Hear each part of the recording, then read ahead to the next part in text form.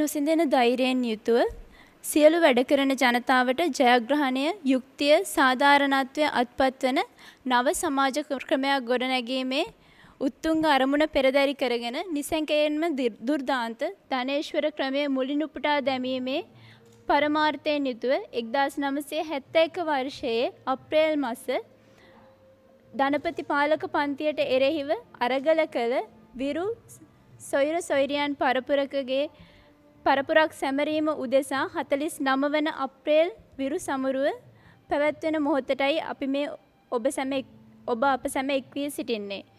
රටේ පවතින COVID-19 රෝග ව්‍යාප්ති තත්ත්වය සහ එය මර්ධනය කිරීමට ගෙන යන ක්‍රියාමාර්ගයන් සලකමින් මේ අවස්ථාවේ 49 වන අප්‍රේල් විරු සමරුව ඔබ වෙත ගෙන එන්නේ අන්තර්ජාලය ඔස්සේ. ඒ අනුව අන්තර්ජාලය ඔස්සේ සජීවීව අප හා සම්බන්ධ වන ඔබ සැම ඉතා සහෝදරත්වයෙන් යුතුව පිළිගනිමු.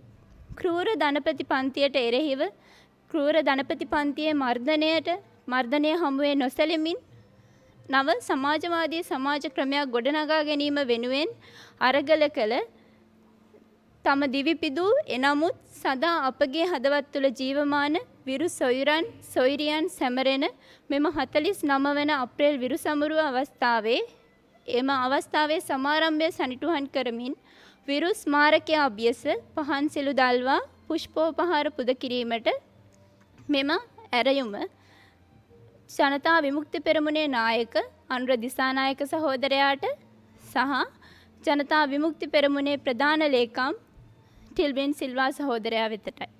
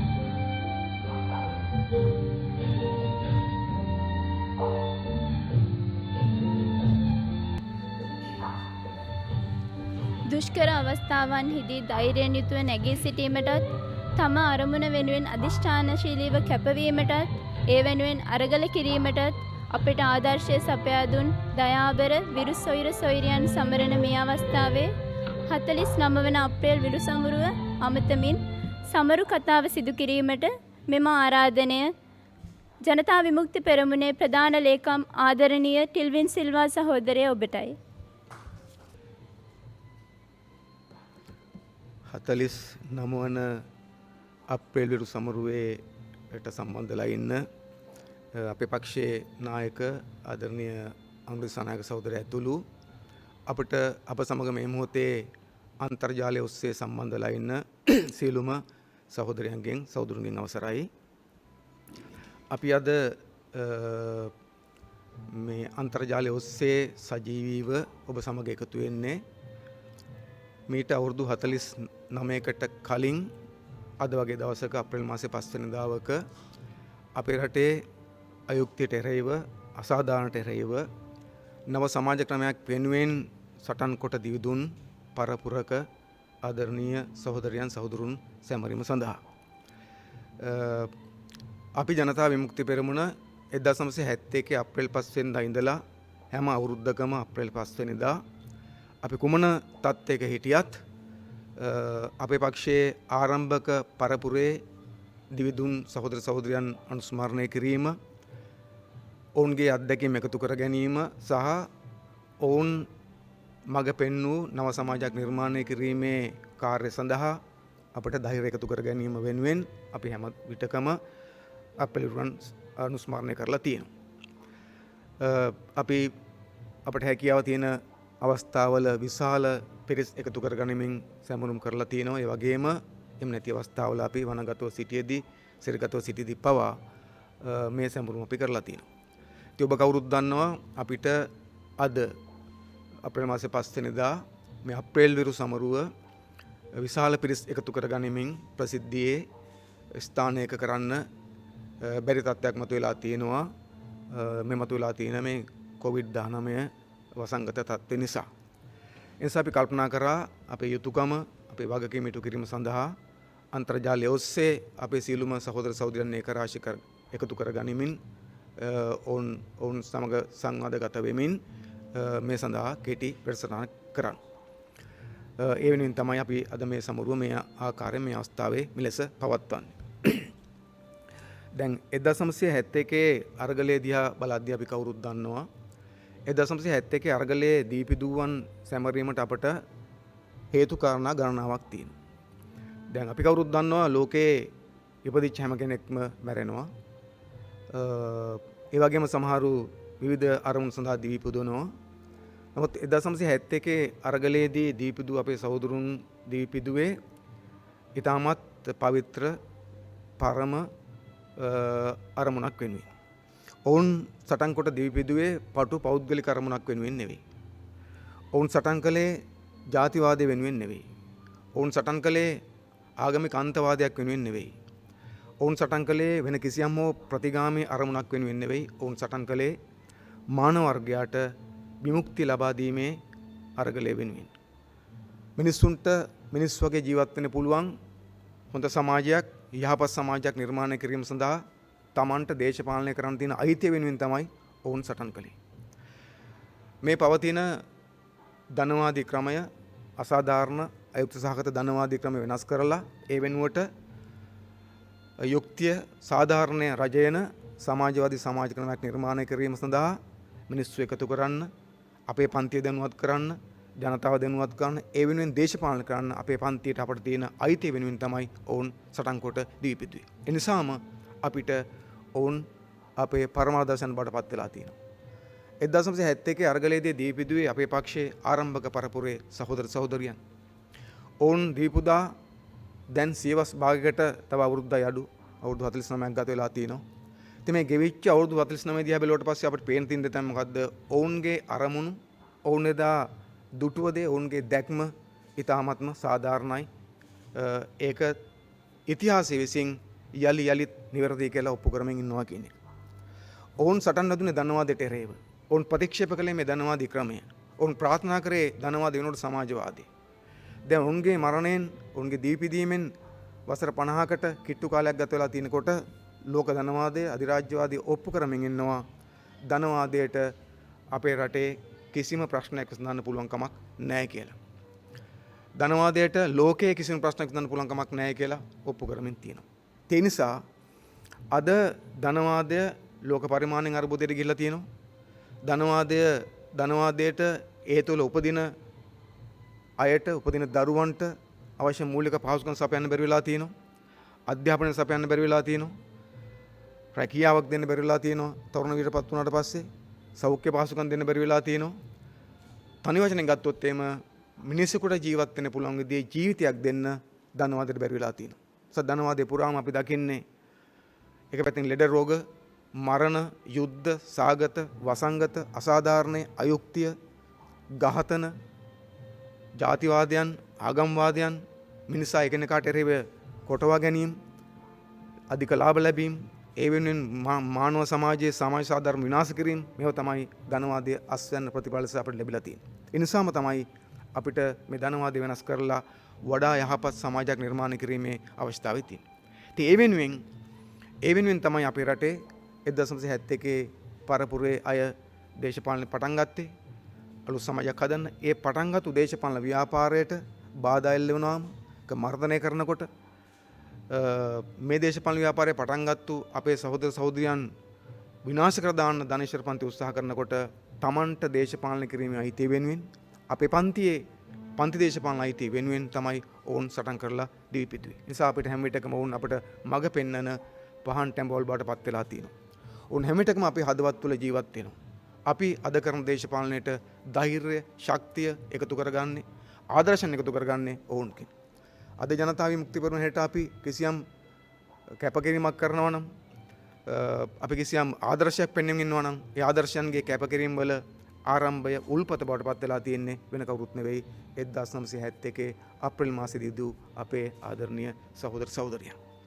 දැන් ඔබ කවුරුත් දන්නවා අපි මේ මොහොත වෙනකොට මුළු ලෝකයේම කිසියම් ව්‍යසනයකට මුහුණ පාලා තියෙනවා.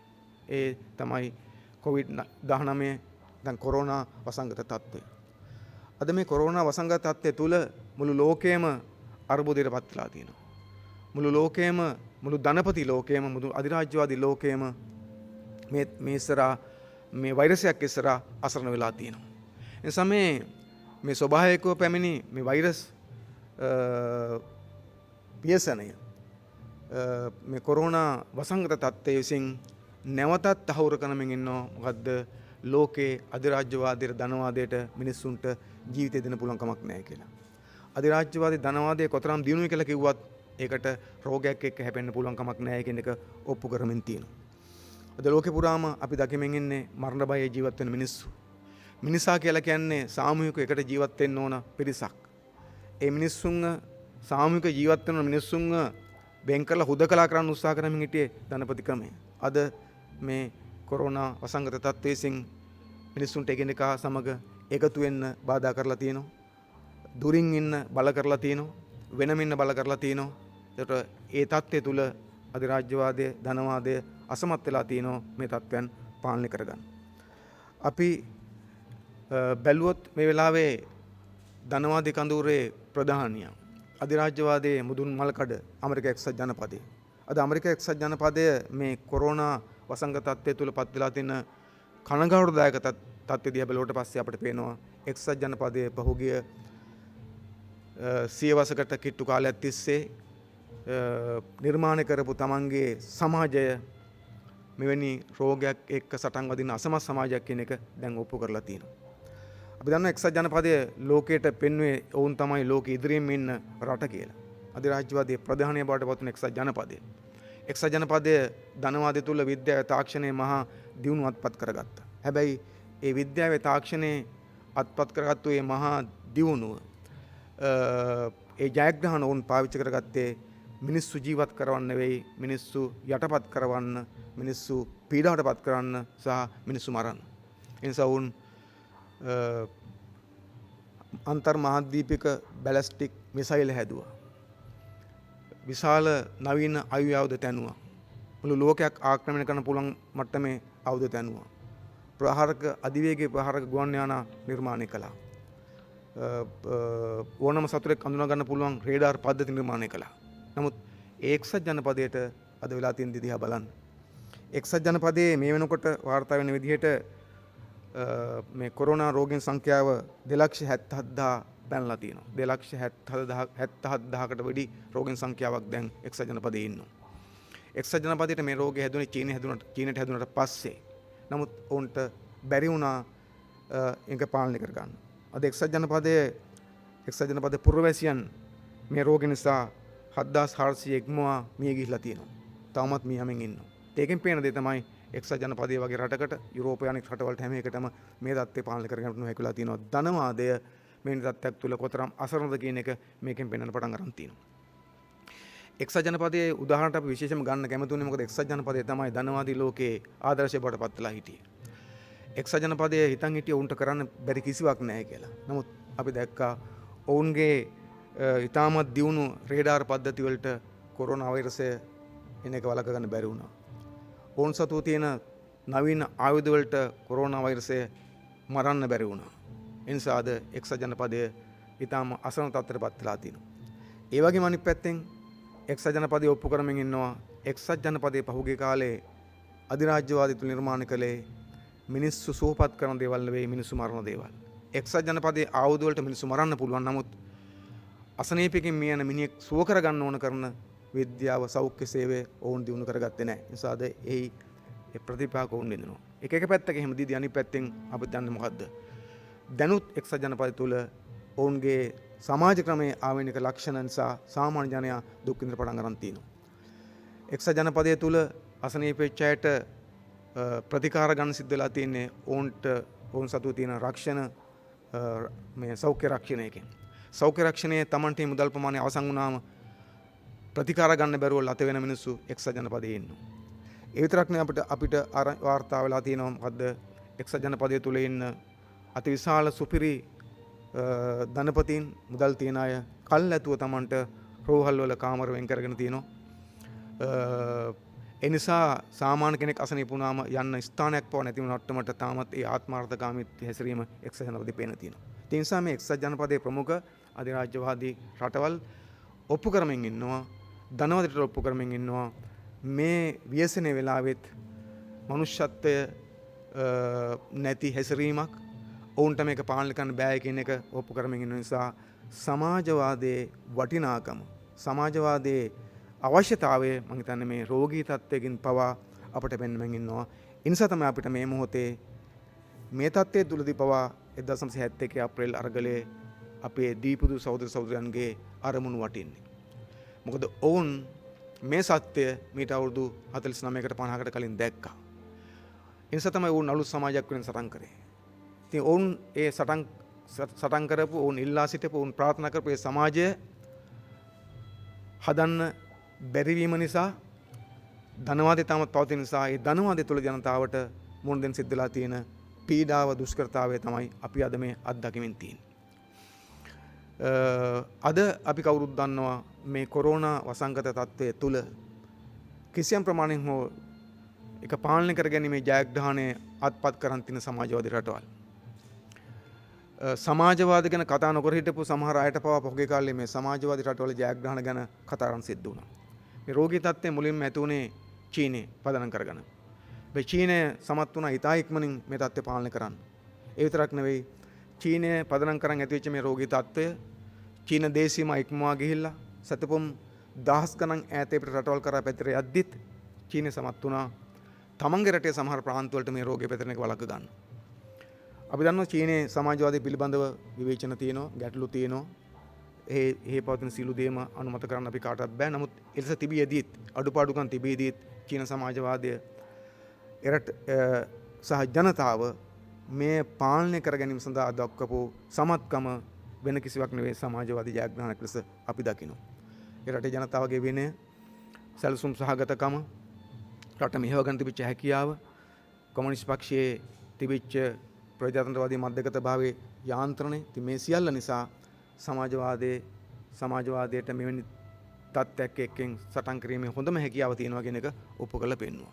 කියුබාව මේ ආදර්ශය දුන්නා.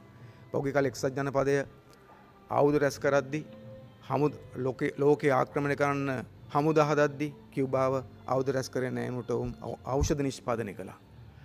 ලෝකයේ මිනිස්සුන් ජීවත් කරවන්න විශාල කණ්ඩායමක් ඇදුවා, සෞඛ්‍ය සේවා කණ්ඩායමක් ඇදුවා. ඒ නිසා සමාජවාදය සහ අධිරාජ්‍යවාදයේ වෙනස ඇමරිකාවත් කියුබාවත් දිහා බැලුවට පස්සේ අපිට දකින්න පුළුවන්කම තියෙනවා.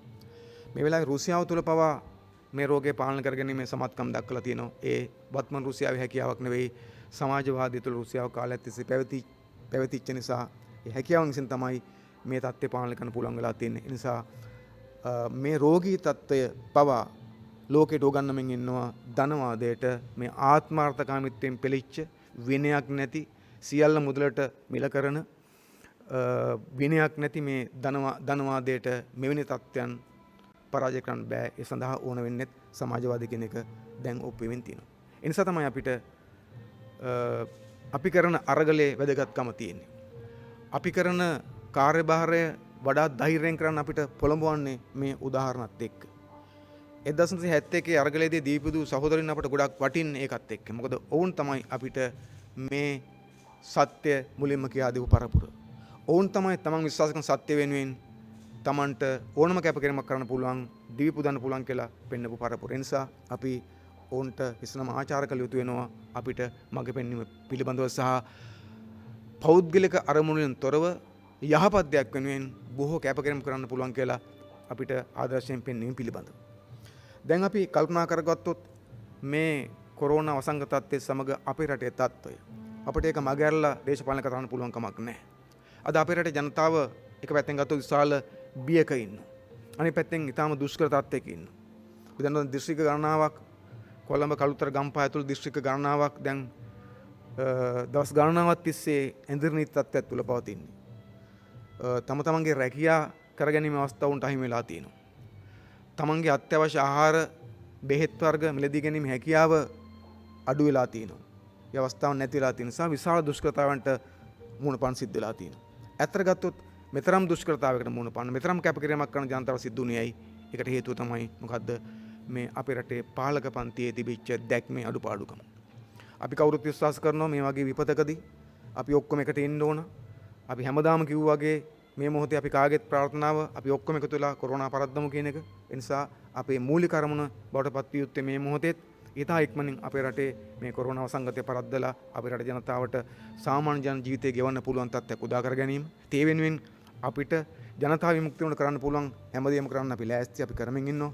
නමුත් ඒ අතර වුණත් අපි මේ වෙලාවේදී අපේ රටේ පාලක පන්තියේ පැත්තෙන් ගතු සමහර ක්‍රියාමාර්ගවල දුබලතාවයන් පිළිබඳව අමතක කළ යුතු නැහැ කියලා අපි විශ්වාස කරනවා. මොකද අපි හැමදාමත් කිව්වා අපි දූපතක් නිසා මේ රෝගය මේ රෝග වාහකයන් අපට ලංකාවට ඇතුල් විය හැකිව තිබුණේ ගුවන්තොටුපළ සහ වරායේ. ඒ දෙක හරියටම පරිස්සම් කරගත්තා නම් ඒ දෙකෙන් එක වළක් ගන්න සමත් වුණා නම් මේ අනතුර කල්ැතු හරියට දැක්කනම් අපි හිතනවා අපිට මේ ප්‍රශ්නය සමාජගත කරගන්න නැතුව බේරගන්න තිබ්බා කියලා. නමුත් අපේ රටේ වර්තමාන පාලක කණ්ඩායම් කල්පනා කරේ ඒ මොහොතේත් රෝගය පාලනය කිරීම ගැන නෙවෙයි මැතිවරණය ගැන බලය ගැන. මේ නිසා බලය පිළිබඳව විතරක් හිතන බලය වෙනුවෙන් ඕනෑම දෙයක් දෙවෙනි කරන පාලක කණ්ඩායමක් අපේ රටේ ඉන්නේ. අපි දැක්කා ඔවුන් මේ රෝගී තත්ත්වයේ වාර්තා වෙමින් තියෙද්දි අපේ රටේ පාර්ලිමේන්තුවට මේ අවුරුද්දේ අගෝස්තු මාස දක්වා පවතින පුළුවන්කම තියෙද්දිත් පාර්ලිමේන්තුව කලබල විසුරු හැරියා. ඊළඟට රෝගී තත්ත්වයේ උස්සන්න වෙමින් යනකොටත් රෝගීන් ලංකාවට එන්න පටන් ගන්නවා කියලා දැනන කොටත් ගත්තමත් ඒක පාලනය කරන්න උත්සාහ කරේ නැහැ. ගොන්තොටුපළ හරියට පාලනය කළේ නැහැ. ඒ නිසා අපි දකින බොහෝ රෝගීන් විදේශගත වෙලා ඇවිල්ලා සමාජයට එකතු වෙච්ච අය. ඒ විදේශවල සිට ඇවිල්ලා එන අය නිරෝධායන කිරීමේ කාර්යභාරය හොඳින් කරන්න ආණ්ඩුව සමත් වුණේ නැහැ. ඒ වුණට උන් ඡන්ද බදාගෙන හිටියා. අපිට මතකයි මේ රෝගී තත්ත්වය කිසියම් ප්‍රමාණයකින් එන වෙලාවක වත්මන් ජනාධිපතිවරයා සාක් නායකත් එක්ක සාකච්ඡාවක් කරා. තාක්ෂණය පාවිච්චි කළා. ඒ සාකච්ඡාවෙත් ඔහු අවධාරණය කරා අපි අනිවාර්යයෙන්ම ඡන්දේ තියනවා කියලා. ඒ නිසා අපේ රටේ බොහෝ ආණ්ඩුවේ නායකයෝ කිව්වේ ඡන්දේ කල් දාන හේතුවක් නැහැ කියලා. සෞඛ්‍ය කැමැතිවරිය කිව්වා ඡන්දේ කල් දාන හේතුවක් නැහැ අපිට දිනන්න පුළුවන් වෙලාවක් කියලා. එහෙම තමයි හිතන් හිටියේ. ඒ නිසා රෝගේ පැත්තක දාලා ඉක්මනින් ඡන්දේ දිනා ගන්න තමයි කටයුතු කරමින් හිටියේ. නමුත් රෝගේ පෙන්ව උන්ට ඒක නෙවෙයි යථාර්ථය කියලා. ඒ නිසා උන් මේ ඡන්ද පිටපස්සේ යන්න නැතු හිටියානම් ඒ වෙනුවට රෝගය පාලනය කර ගැනීමට තමගේ මුළු මැදිහත් වීම කළා නම් අපි හිතනවා ජනතාව අපේ රටේ ජනතාව මෙතරම් දුෂ්කරතාවකට පත් වෙන්නේ නැතුව මේක පාලනය කරන්න පුළුවන්කම තිබ්බා කියලා. මේ රෝගී තත්ත්වය ඇති වෙලා තියෙද්දි ජනාධිපතිවරයා පාර්ලිමේන්තුව විසුරු හැරලා තිබුණා. ජනාධිපතිවරයාට ඕනනම් පුළුවන්කම තිබුණා තමන් විසුරුවා පාර්ලිමේන්තුව විසුරු හැරීමේ ගැසට් පත්‍රය නැවත ආලංගු කරන්න. නමුත් ඔහු ඒක කරේ නැහැ. ඔහු දෙකටම උත්සාහ කරේ ඡන්දේ තියෙන පැත්තට යන්න. ඇත්තම ගත්තොත් 19 වෙනිදා නාම යෝජනාව බාරගත්තා. ඒක ආලංගු කරේ නැහැ. ඇත්තම ගත්තොත් අපි ස්තුතිවන්ත වෙන වෙලාවේ මැතිවරණ කොමිසම සහ කොමසාරිස්තුමා තමයි මේ තත්ත්වය මත ඡන්දයක් තියන්න බෑ කියලා ඡන්දය පැවැත්වීම කල් දාන තීන්දුවක් ගත්තේ. නැතුව ආණ්ඩුව නෙවෙයි. ආණ්ඩුව උත්සාහ කරේ දිටම ඡන්දේ තියන්න. අපිට මතකයි මේ තත්ත්වෙමත් තියෙන අතරතුර ජනාධිපතිවරයා ජාතිය ඇමතුවා. ජනාධිපතිවරයා ජාතිය ඇමතුපු එකෙත් ඔහු කිව්ව ප්‍රධාන කාරණේ තමයි මහින්ද රාජපක්ෂ මහත්තයාගේ නායකත්වයෙන් ආණ්ඩුවක් හදාගන්න ඕන් පිළ දෙන්නේ කියලා. ඒ නිසා බලය ගැන විතරක් හිතපු ජනතාව ගැන නොහිතපු පාලක කණ්ඩායමකට තමයි ඕන් පොගේ කාලේ කටයුතු කළේ. දැන් කටයුතු කරන්නේත් එහෙම තමයි. අපි දැන් ගත්තත් අපි දකින්නේ මොකද්ද? දැනුත් උත්සාහ කරමින් ඉන්නෝ මුළු රටක් ලෙස එකතු වෙලා මුළු ප්‍රජාවක් ලෙස එකතු වෙලා ජාතිවාද ආගම්වාද පැත්තක තියලා මුළු ජාතියක් ලෙස එකතු වෙලා සහ ජාතියක් ලෙස ජනතාව එකතු කරගනිමින් මේකට මුහුණ දෙනවා වෙනුවට තාමත් උත්සාහ කරමින් ඉන්නේ තමන් අතේ බලය තියාගෙන තමන් අතේ මෙහෙවීම් තියාගෙන මේකත් දේශපාලනීකරණය කර ගැනීම සඳහා තමයි උත්සාහ කරමින් ඉන්නේ. අපි දන්නවා මේ වෙලාවේ අපේ රට තුල කිසියම් ව්‍යවස්ථා අර්බුදයක් මතුවෙන පටන් ගන්න තියෙනවා. පාර්ලිමේන්තු ඉස්සරහ හැරලා මාස 3ක් යනකොට ලබන ජූනි මාසේ 2 වෙනිදා වෙනකොට මැතිවරණය තියන්න ඕන අනිවාර්යයෙන්ම. නමුත් දැන් අපිට පේනවා මැතිවරණය ඒ ඊට කලින් තියාගන්න පුළුවන් තත්ත්වයක් නෙවෙයි තියෙන්නේ. නමුත් අපි හිතනවා පාලකයෝ තාමත් කල්පනා කරනවා ඇති කියලා කොහොම හරි මේ තත්ත්වය පාලනය කරලා මැතිවරණ ඊට කලින් තියාගන්න. ඒ නිසා ඔවුන්ගේ අරමුණ තියෙන්නෙම බලය තමන් අතර ගැනීම ගැන මිස පොදු ජනතාව ගැන රෝගය පාලනය කිරීමට ඒක දෙවෙනි තැනට දාලා තමයි ඔවුන් කටයුතු කරමින් යන්නේ. ඒ නිසා ව්‍යවස්ථා අර්බුදයක් නිර්මාණය වෙමින් තියෙනවා. ඒ පිළිබඳව තාමත් ඔවුන්ගේ පැත්තෙන් ඔවුන් අපි දකින්නේ කල්පනා කරලා තියෙනවද කියලා ඒකට කොහොමද මුහුණ දෙන්නේ කියලා. අනෙක් අතින් ගත්තම දැන් මේ ජනතාව දුෂ්කරතාවපත් වෙලා තියෙන නිසා සහන සලසන්න ඕනකම තියෙනවා. සහන සැලසීමේ ආණ්ඩුවේ වැඩපිළිවෙල ගත්තමත් අපි දකින්නේ ඒක සමස්ත ප්‍රජාවන් එකතු කරගෙන කරන එකට වඩා දැන් ඔවුන් උත්සාහ කරමින් ඉන්නවා ඒ ජනතාවට සහන සලසන කාර්යය ඒක ජනතා මුදලින් කරන කාර්යය මහජන මුදලින් කරන කාර්යය පවා ඒක තමන්ගේ දේශපාලන පක්ෂයේ ප්‍රාදේශීය නායකයෝ හරහා කරගනිමින් ඒකත් මැතිවරණ ව්‍යාපාරයක් බවට පත් කරන උත්සාහ කරමින් ඉන්නවා. ඒ නිසා මේ මුළු කාලය පුරාම කාලය තුලම ආණ්ඩුවේ නායකත් ඔප්පු කරමින් හිටියේ මොකද්ද? ඔප්පු කරමින් හිටියේ ඔවුන් ජනතාවට වඩා මේ රෝගය පාලනය කිරීමට වඩා උඩින් තියන් ඉන්නවා කියලා ඔවුන්ගේ බලය සම්බන්ධ තියෙන ආසාව බල ලෝභය උඩින් තියන් ඉන්න තමයි අපි දකිමින් ඉන්නේ. ඒ අතර අපි දකිනවා අපි ඉස්සරහා අලුත් අනතුරක් තව තියෙනවා. ඒක අපි හිතනවා අපි කතා නොකළ යුතු නෑ කියලා මේ වගේ අවස්ථාවක වුණත්.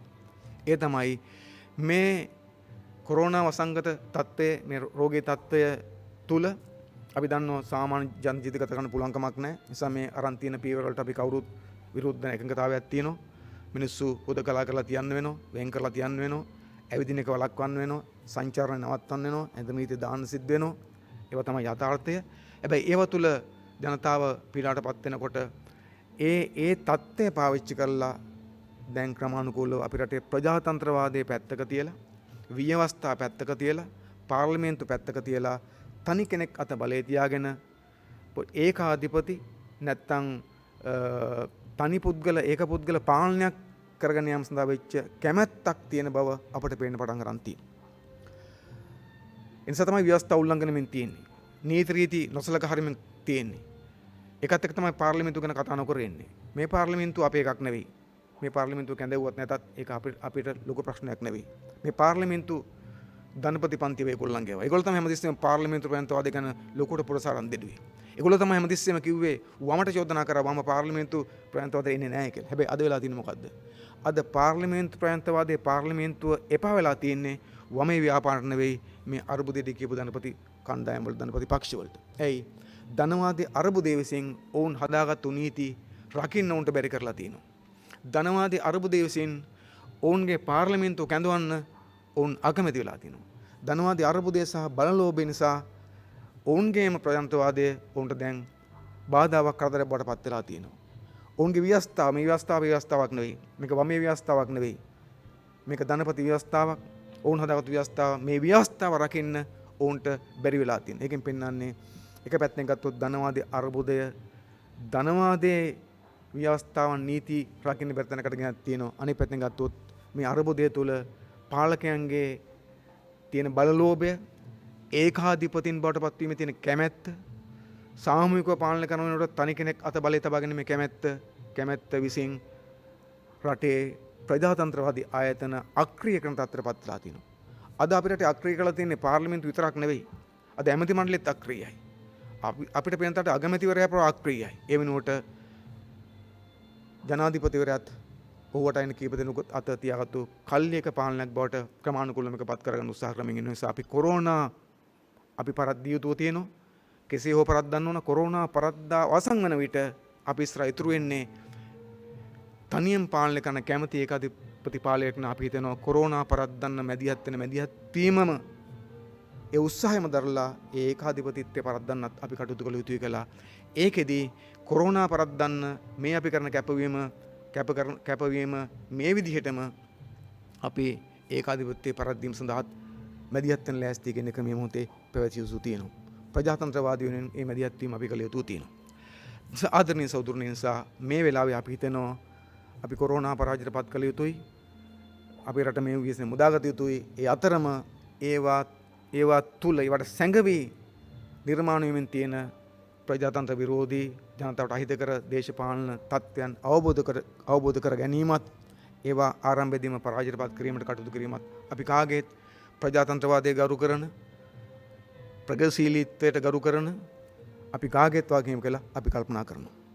අපි ජනතා විමුක්ති පෙරමුණ හැටියට ඔබ කවුරුත් දන්නවා මේ වසංගත තත්ත්වය ආපු වෙලාවේ අපිට පුළුවන් උපරිමාකාරයෙන් ඒකට මැදිහත් වුණ පක්ෂයක් ලෙස.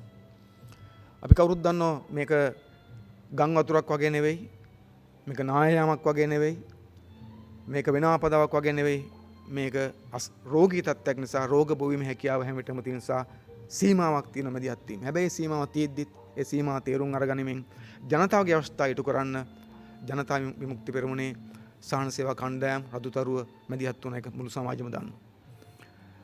එනිසා ආණ්ඩුව අක්‍රිය වෙලා තියෙන මොහොතක ආණ්ඩුවේ සහන කටයුතු රූපවාහිනී සංවාදය තුළට විතරක් සීමා වෙච්ච වෙලාවක ආණ්ඩුවේ සහන කටයුතු පුවත්පත් නිවේදන වලට විතරක් සාකච්ඡා වලට විතරක් සීමා වෙච්ච වෙලාවක බිම් මට්ටමට ගිහිල්ලා බිම් මට්ටමේ රාජ්‍ය ආයතන වලටද ජනතාවට දෝන කරන ඉතා කුඩා හෝ සහනයක් ලබා දෙන්න අපිට පුළුවන් මට්ටමින් කටයුතු කරන්න අපිට පුළුවන්කම තිබෙන සන්තෝෂ වෙනවා. අපිට ඒක නිහතමානී ආඩම්බරකමක් තියෙනවා.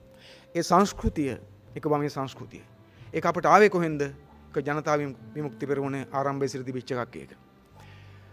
ජනතාව වෙනුවෙන් කැප කරන්න ඕනයි කියන ඒ දේශපාලන සංස්කෘතිය, ජනතාව වෙනුවෙන් කැප කළ යුතුයි කියන සංස්කෘතිය අපිට හඳුන්වා දෙන්න මූලික වෙච්ච පිරිසක් තමයි අපි අද සමරන්නේ මේ 1971 අප්‍රේල් විරුවන් හැටියට. ඒ නිසා 1971 පරම්පරාව සිටම අපිට ආදර්ශයක් දීලා තියෙනවා වෙන කිසිවක් හිතන්න නැතුව ඒකට ප්‍රතිලාභ බලාපොරොත්තු නැතුව පොදු ජනතාව වෙනුවෙන් කැප වෙන්න කියලා. ඒ නිසා වමේ ව්‍යාපාරයක් හැටියට අපි අපේ කැපකිරීම කරන්නේ ප්‍රතිලාභ බලාපොරොත්තු වෙන්නේ නෙවෙයි. ඒ නිසා ප්‍රතිලාභ බලාපොරොත්තුෙන් තොරව ජනතාවක් වෙනුවෙන් සමාජයක් වෙනුවෙන් වැඩ කරන්න ඕනයි කියන වැඩ කරන්න පුළුවන් කියන ආදර්ශය අපට ඉගැන්වුවේ 1971 පරම්පරාව. ඒ නිසා මේ පරම්පරාවේ 71 ආදර්ශයන් අනුව යමින් තමයි අදත් අපි මේ ප්‍රතිලාභ නොසලකා අපේ සේවය ජනතාව වෙනුවෙන් අපි ලබා දෙමින් තියෙන්නේ. අපි දන්න එක සරල කාරණයක් නෙවෙයි. අපට දුෂ්කරතා තියෙනවා, අපට සීමාකම් තියෙනවා, අපට මූල්‍යමය සීමාකම් තියෙනවා. ඒ ඔක්කොටම වඩා අපි දකින්නේ මොකද්ද? අපට මේ සමාජ සත්කාරයන් මේ ජනතාව වෙනුවෙන් කරන මැදිහත් වීම කරන්න සිද්ධ වෙලා තියෙන්නේ ජනතාව අතර ඉන්න සමහර අයගේ අවලාද අපහාස සහ බාධා කිරීම මැද්දේ. ඔබ කවුරුත් දන්න මම හිතන්නේ මේ වෙලාවට ගත්තමත් ජනතා විමුක්ති පෙරමුණේ සහන සේවා කණ්ඩායම් රට තුළ මැදිහත් වෙලා කටයුතු කරමින් යනකොට මේ தත්ත්වය වළක්වන්න කිසි මැදිහත් වීමක් කරන්න අසමත් වෙච්ච ජනතාව වෙනුවෙන් කිසිවක් නොකරන එහෙම සංස්කෘතියක් පුරුද්දක් නැති පිරිසක් ඉන්නවා. මේක දරා ගන්න බැරි නිසා ඔවුන් අද මේ සහන කටයුතු කරන වෙනුවට සහන කටයුතු කරන ජනතා විමුක්ති පෙරමුණටත් එහි කණ්ඩායම් වලටත් අවලාද නගන්න අපහාස ගන්න පටන් ගන්න තියෙනවා. වමේ ව්‍යාපාරයක් ලෙස අවලාද අපහාස අපිට අලුත් දෙයක් නෙවෙයි. 1971 අපි මේකට මුණ දුන්නා. සතුරු අපිට ඇතිතරම් අවලාද ගැහුවා, අපහාස කළා.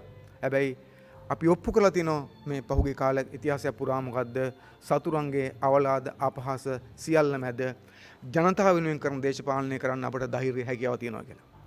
අපි මේ කිසි අවලාදකින් සැලෙන්නේ නැහැ. මේ කිසි අවලාදකින් අපි කලබල වෙන්නේ නැහැ. මේ කිසිම අවලාදයකින් මඩ ප්‍රහාරකින් අපි අපේ ජනතාව වෙනුවෙන් කරන කාර්යයන් දශමයක්වත් අඩු කරන්නේ නැහැ කියන එක අපි අපේ හතුරන්ට අවධාරණ කළ කියන්න ඕනකම තියෙනවා. ඕන බලාපොරොත්තු වෙන්නේ මේ අවලාද ගහලා අපි දුර්මුඛ කරන්න නම් අපි කරන කටයුතු වලට බාධා කරන්න නම් අපි හිතනවා ඒක සිද්ධ වෙන්නේ කුමන අවලාද මැද්දේ වුණත් කුමන බාධක මැද්දේ වුණත් අපි ජනතා විමුක්ති පෙරමුණ අපිට මේ සමාජයේ වෙනුවෙන් කිරීමට පැවරී තිබෙන වගකීම යුතුකම ඕනම තත්ත්ව තුළ ඉටු කරනවා කියන එක අපි සහතික වෙනවා. ඒ සඳහා වෙච්ච පරමාදර්ශයෙන් අපිට තියෙන්නේ 1971 අරගලේ අපේ සහෝදරුන්ගේ දිවිදුම් එක්ක. ඒ නිසා ආදරණීය සහෝදරයන් සහෝදරුනි අපි ඔබෙන් නැවතත් ඉල්ලා සිටින්නේ මේ තත්ත්වයන් තේරුම් ගන්න. අපි අද විශේෂ තත්ත්වයක් තුළ ඉන්නේ. එක පැත්තකින් මැතිවරණයක් ආසන්නයේ තියෙනවා, අනිත් පැත්තෙන් අපි මේ කොරෝනා වසංගත තත්ත්වෙ මුණ පාලා තියෙනවා. නිසා අපි කාගේත් ප්‍රාර්ථනාව පැතුම ජීවිතයේ මූලිකම අරමුණ බවට පත් යුත්තේ මේ ව්‍යසනකාරීත්වයෙන් අපේ සමාජය මුදා ගන්න එක. මේ රෝගය පරාජයටපත් කරන නිසා අපි රෝගය පරාජයටපත් කළ යුතුයි. ඒ වෙනුවෙන් ජනතා විමුක්ති පෙරමුණ ලෙස අපට කරන්න පුළුවන් හැමදේම කරන්න අපි ලෑස්ති. ජනතාව වෙනුවෙන් අපි කරන මේ සහන කටයුතු අපි අපට පුළුවන් උපරිම ආකාරයෙන් ඉදිරියටත් කරගෙන යනවා. ඒ ගැන කිසිම සැකයක් නැහැ. ඒ අතරම අපි ඔබට කියනවා ඒ සියල්ල කරගෙන ගිහිල්ලා ඉන්න අතර වෙන්නේ නැතුව මේ ආදර්ශය අරගෙන මේක අත්දැකීමක් බවට පත් කරගෙන මේ මොහොතේදී ජනතා විමුක්ති පෙරමුණේ හැසිරීම සහ පාලක කණ්ඩායම හැසිරීම සසඳා බලලා අත්දැකීමක් අරගෙන අපි අලුත් සමාජයක් නිර්මාණය කළ යුතු තියෙනවා. ඒ නිසා කොරෝනා පරද්දන්න අපි සමත් වෙන්න ඕන අනිවාර්යයෙන්ම. කොරෝනා පරද්දන ධෛර්යයෙන්ම අපිට ධනවාදෙත් පරද්දන්න පුළුවන් නම් අපි හිතන එක තමයි සැබෑ ජයග්‍රහණය කියලා. ඒක තමයි 1971 අප්‍රේල් විරුවන් වෙනුවෙන් අපිට කරන්න පුළුවන් ලොකුම සැමරුම කියලාත් අපි විශ්වාස කරන නිසා අපි කවුරුත් එකතු වෙලා මේ තත්ත්වය වෙනස් කරන්න මැදිහත් විය යුතුයි. අපි ඉල්ලා සිටිනවා, අපි ආරාධනා කරනවා අපේ සියලුම සහෝදර සහෝදරියන්ට හැම දිනාටම මේ කොරෝනා තත්ත්වය පරාජයට පත් කිරීම අපි අංකය කරගමු. ඒ සඳහා මැදිහත් වෙමු. අසල්වැසියා ගැන හොයලා බලන්න. දුෂ්කරතා මැද්දීන්ට උදව් කරන්න. මේ තත්ත්වයේ පරාජයට පත් කිරීමට ඔබත් ආරක්ෂා වෙමින්. මොකද මේකේ එහෙම කාරණයක් තියෙනවා. තමනුත් ආරක්ෂා වෙන්න ඕන. මේක පරද්දීමේ හොඳම දේ තමයි තමන් ආරක්ෂා වෙන එක. නිසා ඔබත් ආරක්ෂා වෙමින් ඒ අතර මනුෂ්‍යත්වයට රැක ගනිමින් මානුෂීය ගුණධර්ම පවත්වා ගනිමින් මේ රෝගය පරාජයට පත් කිරීම සඳහා කළ හැකි හැමදේම කරන්න කියන ඉල්ලීම අපි කරනවා.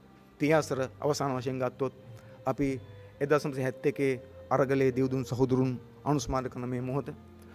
මේ මොහොතේදී ඔවුන් බලාපොරොත්තු වෙච්ච අරමුණු ඉටු කිරීම තමයි අපේ කාර්යභාර බවට පත් වෙලා තියෙන්නේ. ඒ නිසා ඔවුන්ගේ ආදර්ශය අපි අත්පත් කරගත යුතු තියෙනවා. ඔවුන් ප්‍රාර්ථනා කරේ කුමන ලෝකයක්ද? අපි හදන්න ඕනේ එහෙම ලෝකයක්. ඔවුන් ප්‍රාර්ථනා කරා මනුෂ්‍යත්වයෙන් පිරි සමාජයක්. ඇයි? ධනවාදී තුල මනුෂ්‍යත්වය නැති නිසා. අපි මනුෂ්‍යත්වයෙන් පිරි සමාජයක් නිර්මාණය කරන්න ඕන.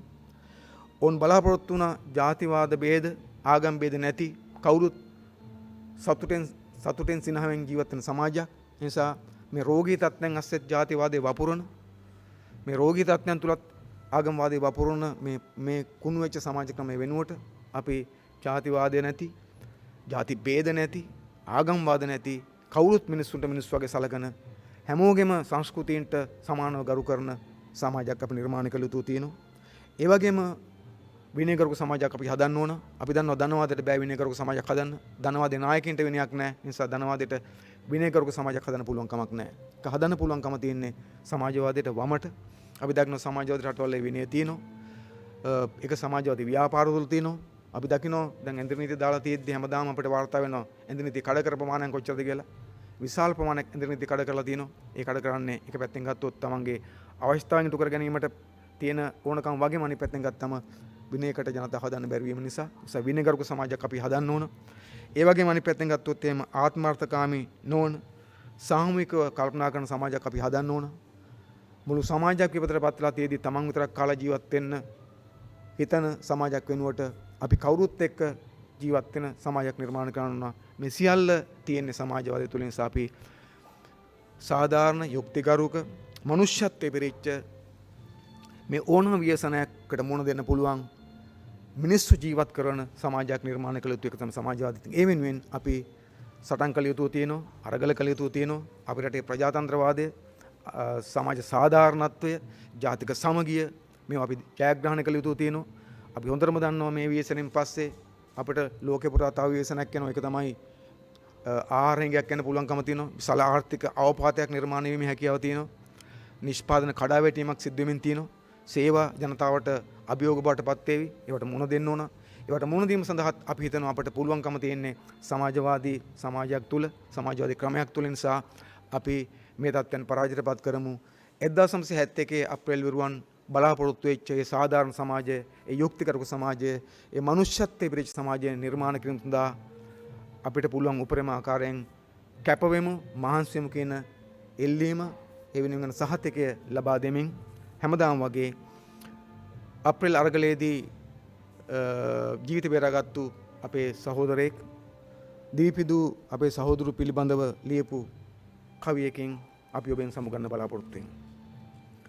පරවී ගියත් පිබුදුණු රතු මල් සියලු නැවතත් පිපෙනු ඇත දසදහසින් කැකුළු නිදහස පතා ඔබ හෙළු දහදිය කඳුළු හරි බව කියනු ඇත මතු හදවත් සියලු. ඔව් නිදහස පතා ඔබ හෙළු දහදිය කඳුළු හරි බව කියනු ඇත මතු හදවත් සියලු. 1971 අරගලයේ දීපදු සහෝදරුන්ගේ සටන නිවැරදි කියන එක හැමදාම හැම හදවතකම ලියවේ කියලා අපිට විශ්වාසයක් තියෙනවා. ඒ විශ්වාසය දරාගෙන ඔවුන් ප්‍රාර්ථනා කරපු ඒ නව සමාජ නිර්මාණය කිරීම සඳහා අපි කවුරුත් එකතු වෙලා සටන් වදිමු, වැඩ කරමු, මහන්සියමු, අරගල කරමු. මේ නිශ්චිත මොහොතේ අපේ රට ඉස්සරහා තියෙන විවේචනය පරද්දන්න අපි කවුරුත් එකතු වෙමු කියන ඉල්ලීම කරමින් සඳහා ඔබ හැමෝටම ශක්තිය ධෛර්ය ප්‍රාර්ථනා කරමින් ඔබ විමසල් ගන්න ඔබ හැමෝටම ජය වේවා. බොහොම ස්තුතියි.